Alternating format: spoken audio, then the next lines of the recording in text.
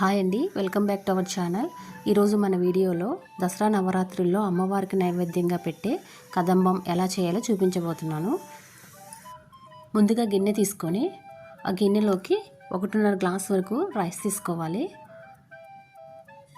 1.5 గ్లాస్కి 1 గ్లాస్ కందిపప్పు వేసుకోవాలి.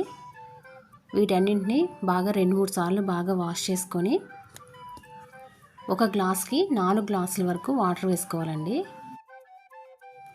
రైసు 1.5 గ్లాసు, కందిపప్పు 1 గ్లాస్ తీసుకున్నాం కాబట్టి మొత్తం 2.5 గ్లాస్ అయింది. 2.5 గ్లాస్కి 9 నుంచి 10 గ్లాసుల వరకు వాటర్ని యాడ్ చేసుకోవాలి.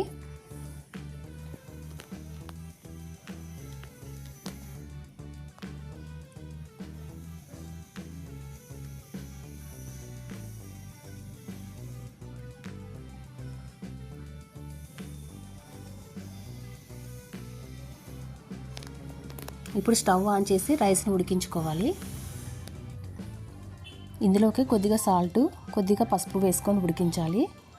ఇప్పుడు వేరే గిన్నె తీసుకొని అందులోకి 4 to 5 గ్లాసెస్ వరకు వాటర్ వేసుకొని 4-5 రకాల వెజిటేబుల్స్ వేసుకొని ఉడికించాలండి. ఇందులోకి వెల్లుల్లి కానీ ఉల్లిపాయ కానీ యూస్ చేయకూడదండి, ఎందుకంటే అమ్మవారికి నైవేద్యంగా పెడతాం కాబట్టి. అవి యూస్ చేయకుండా ఏ వెజిటేబుల్స్ వేసుకున్నా పర్లేదు. వీటిలో కొద్దిగా సాల్ట్ వేసి ఉడికించుకోవాలి. ఇప్పుడు మన రైసు కందిపప్పు ఉడికిపోయిందండి. దీన్ని గరిటెతోటి మనం మెత్తగా ప్రెస్ చేసినట్టుగా అంటే మెత్తగా అయిపోతుంది.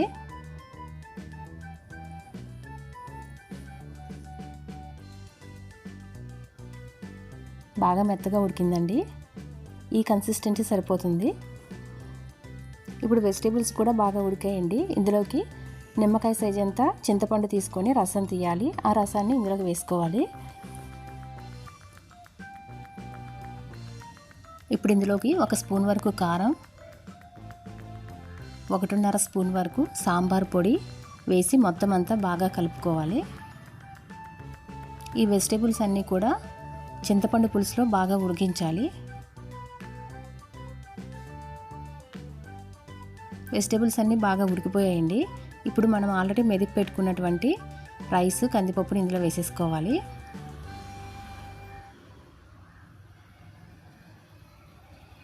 ఇప్పుడు మొత్తం అంతా బాగా కలుపుకోవాలి.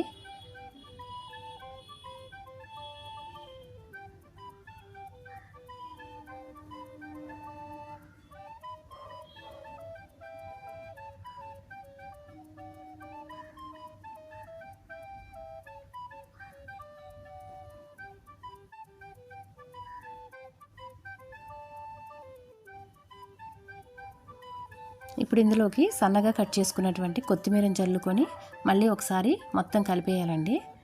కలిపేసి పక్కన పెట్టుకోవాలి.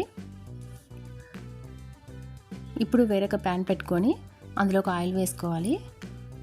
ఆయిల్ హీట్ ఎక్కిన తర్వాత ఆవాలు, జీలకర్ర వేసుకొని తర్వాత ఎండుమిర్చి 1 కానీ 2 కానీ కట్ చేసి వేసుకోవాలి.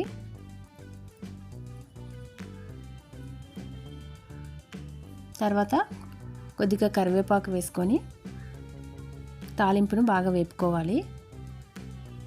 ఈ వేగినటువంటి తాలింపుని కదంబంలోకి వేసుకొని బాగా కలుపుకోవాలి.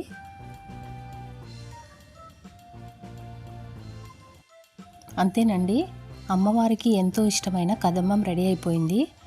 ఈ ప్రసాదాన్ని దసరా నవరాత్రుల్లో అమ్మవారికి నైవేద్యంగా పెడతారు. మీకు ఎలా ఉందండి? నచ్చిందా?